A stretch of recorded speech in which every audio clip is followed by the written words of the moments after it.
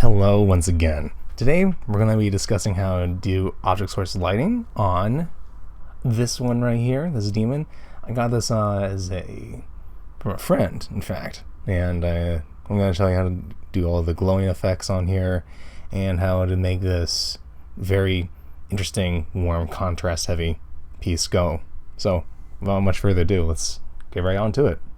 I recently obtained this commission from a friend. They didn't exactly give me a scheme, but they did tell me to emphasize ego, horror, and power.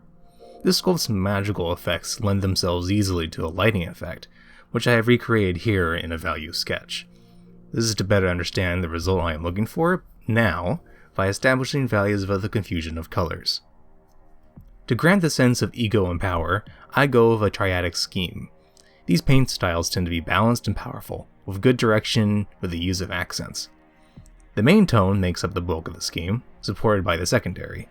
Finally, an accent color is used to direct the eye towards important areas and to give variety to the scheme. Here I want a warm red for the body, with a blue-green source coming from below.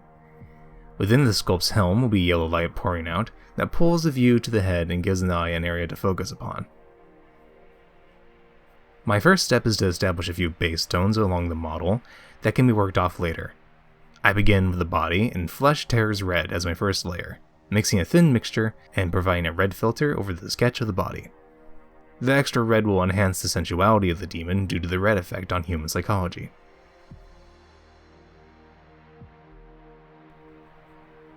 The glowing magical energy is then painted with inks for their saturated tones. I want this super saturated to enhance the otherworldly nature of the magic. I want a deep turquoise mixed with a bit of dark green to boost the green note. I spray all of the major areas that will glow, not really focusing on any areas on the body. The idea is just to get a gist of the main tones, and later I will work on the main glowing effects. I use Magos Purple on the body to shift the tone to a warm purple. I want to go over this later with red again, but here I want to increase the depth of my red with a more interesting tone than just red over white, which is a little boring. This could be skipped on a smaller model, or just to save time, but since this model is much larger and more going to be for displaying than playing, I wanted to make the red more interesting and have subtle nuances. I cut in my metal with boiler black. I imagine the base is some sort of dais that the demon was summoned upon. The chains could be cut in here, but I feel they would be overwhelmed by the light, and choose to make them more ethereal and magical in nature.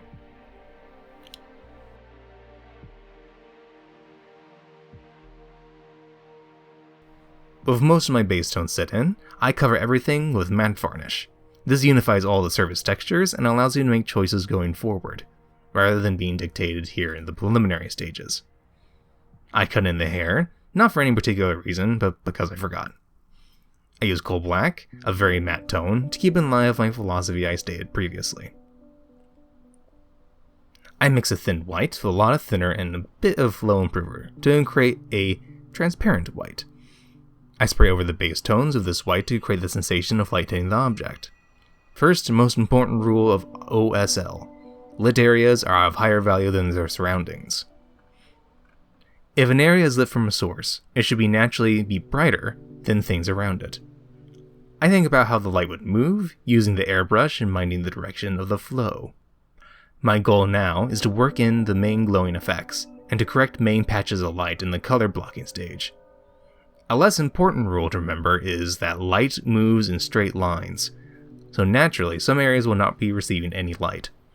I have to make decisions based on both the nature of the sculpt and the presentation a viewer will have upon it.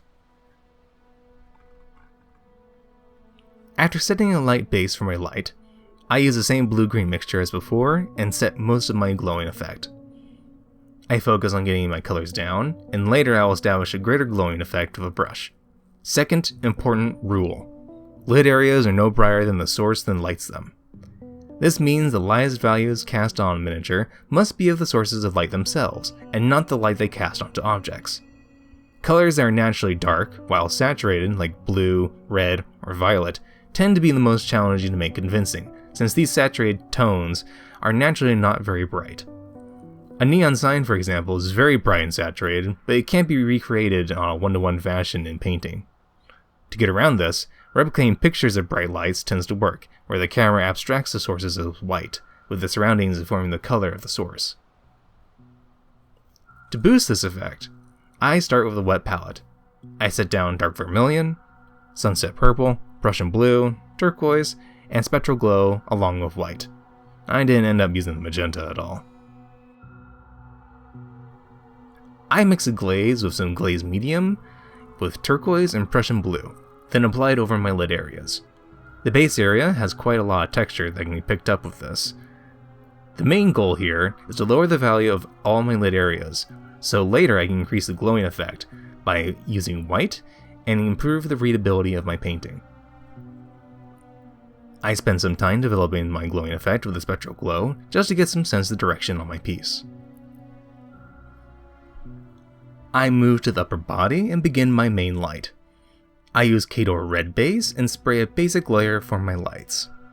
P3 tones have a great satin finish and work very well in the airbrush due to their liquid pigments. A fine addition to the collection if you like airbrushing like I do. Since I have a purple base, this will make the transition between the two tones very natural, as purple naturally acts as cool and warm. Third important rule. The apparent color of an object is affected both by the color of the object itself and the color of the light falling on it. James Gurney's book, Color and Light, is an excellent place to begin with this concept. He also has a YouTube channel, so go check that out. I spray a thin layer of Heartfire over my red to increase its warmth and provide a subtle, warm light to contrast the blue. I go back with white on the base and refine my shape set with a spectral glow. I want all these bodies to show through and give the figure a subtly horrific sensation. The chains are then washed with a glaze mixture to give a sense of differing texture from the rest of the glowing energy. I create a non-metallic effect on these chains by layering on top of the base, first turquoise, followed then with a small layer of spectral glow, and topped with white. Metallic effects are understood usually with smooth blending, but you can cheat the effect if you carefully layer progressively lighter values in theme with the base tone. The effect is closed by outlining the links in white to simulate the highest reflections. Refining the metal links on the sculpt takes quite some time, and was the longest overall time sink on this model.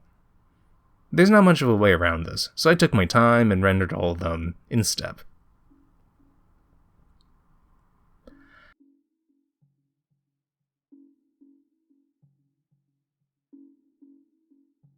My next step is to give some definition to the rest of the piece. Using the tones I have on hand, I start picking out areas. Last rule, light diminishes with distance. Even though the edges of this miniature are receiving less light, it is still a good idea to pick out corners and edges, where light is naturally going to be the highest. Although I avoid using white, the highest value on my miniature, to keep the glowing effect true and natural.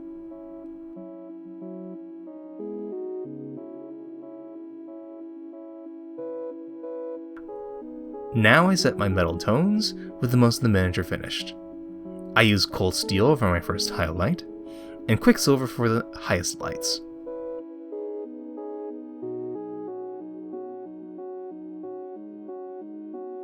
I then use a white wash on the recesses and fire up with Heartfire to give the sensation of light coming from within.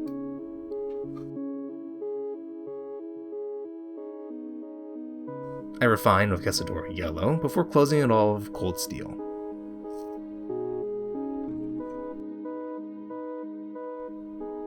I go over the lower sections of the model with fluorescent blue.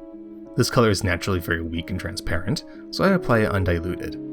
It will blend some of my layers together while giving the model a uniquely glowing effect. I gain a bit of saturation and greater transitions, but I lose value in my whites, which then has to be gone over again.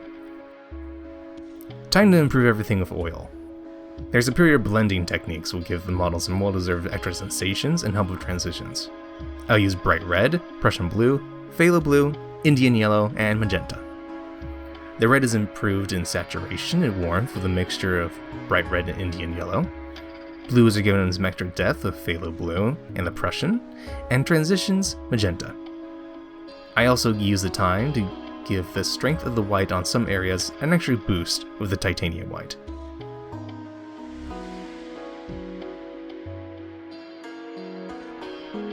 I make a wash for panel lining and definition by mixing some Prussian blue with magenta, giving it a warm sensation. The wings receive most of this wash, giving them extra depth within their details. The chains are also given a simplistic coverage to increase their depth.